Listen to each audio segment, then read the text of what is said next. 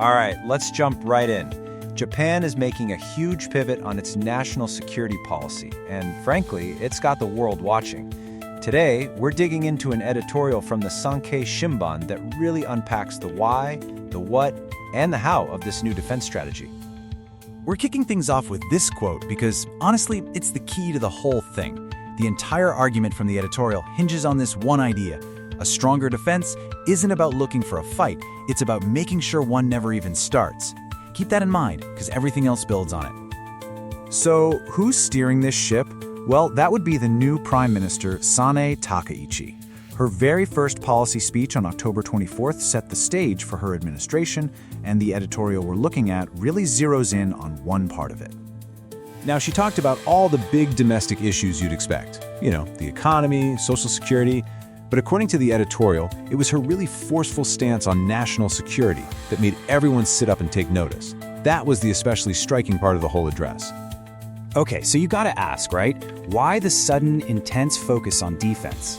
The editorial is really clear that this isn't happening in a vacuum. Nope, this is a direct response to the incredibly complex security situation Japan finds itself in right now. And the language they use here is so important. This isn't just a political preference or some abstract policy choice. The source describes the motivation as a keen sense of crisis. That's a feeling that the danger is real, it's growing, and it requires a powerful, immediate response. So what's feeding that sense of crisis? Well, the editorial lays out what is basically a perfect storm of factors. You've got Japan being geographically surrounded by nuclear powers with authoritarian governments. You have China and North Korea specifically beefing up their military might, and on top of all that, technology like military drones is completely rewriting the rules of modern warfare. And this quote, straight from the Prime Minister, just hammers that point home. It really captures that feeling of urgency. The message is pretty blunt: we have to act, and we have to act now. Waiting around just isn't an option. So, given that urgent crisis, what's the actual game plan? The editorial breaks down the strategy into two major moves. One is about the money, and the other is about rethinking Japan's entire defense doctrine from the ground up. First, let's talk resources. The administration wants to hit a massive defense spending target, 2% of the country's GDP. But here's the real kicker: they want to do it this fiscal year. That's 2 years earlier than they originally planned. Speeding things up like that, well, that sends a very powerful message. And this isn't just about buying shiny new toys. It's a fundamental, strategic overhaul. The plan is to rewrite these 3 core security documents. And get this, these were just updated in late 2022. The fact that they're already going back to revise them tells you just how quickly the government believes the security landscape is changing.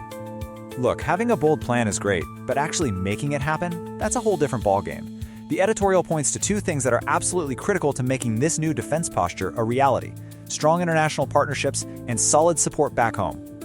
The timing here is just fascinating. On October 25th, pretty much right after taking office, the Prime Minister gets on the phone with the US President and calls the alliance her top priority. This wasn't some afterthought. It was one of her very first moves, locking that relationship in as the absolute cornerstone of her new strategy.